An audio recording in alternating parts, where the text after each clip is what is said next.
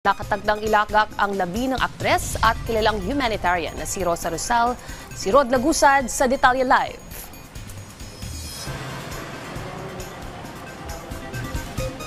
Ayos tama sa Heritage Memorial Park sa Taguig City, inaasahang ilagak ang labi ng aktres na si Rosa Rosal. Ito'y para sa isasagawang memorial reception para sa namayapang governor ng Philippine Red Cross.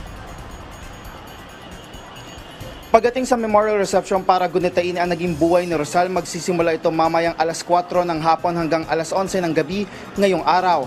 Habang bukas November 18 hanggang November 19, ito naman ay alas 11 ng umaga at magtatagal hanggang alas 11 ng gabi ang memorial reception. Namayapa si Rosa Rosal noong Sabado, November 15 sa edad na 97. Isinilang si Rosal noong October 16, 1928. Nakilala si Rosal noong Golden Age ng Philippine Cinema kung saan bumida siya noong 1950 sa mga pelikulang Anak Dalita, Badyaw at Biyaya ng Lupa. Mula rito, naging bahagi siya ng mga pelikula at telebisyon sa mga nagdaang taon. Naging host din si Rosal ng mga public service programs, kabilang narito ang Damayan na umere sa PTV mula 1970s hanggang 2010 kung saan ito ay nagatid ng tulong sa publiko. Nakilala rin si Rosal sa volunteer work nito sa Philippine Red Cross. Nahalal siya bilang governor nito noong 1965. Naging bahagi si Rosal ng blood donation program ng PRC. Dito ay kabilang siya sa pagsasagawa ng kampanya kung saan kaisa ang mga kagaya ng celebrity. Tumulong si Rosal sa pagkakaroon ng regional blood centers at lab equipment para sa blood testing, kabilang na ang screening ng HIV/AIDS.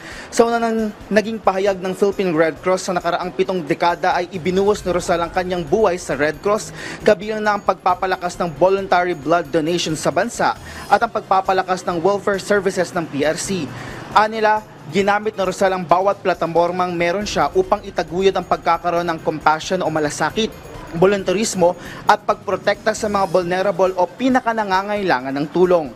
Ayos base sa impormasyong inilabas ng pamilya ni Rosa Rosal ay magkakaroon ng service tuwing alas 7 ng gabi habang nakalagak ang labi ni Rosal sa Heritage Memorial Park sa Taguig City. At yan muna ang latest mula dito sa Philippine Red Cross. Balik sa iyo. Maraming salamat, Rod Lagusad.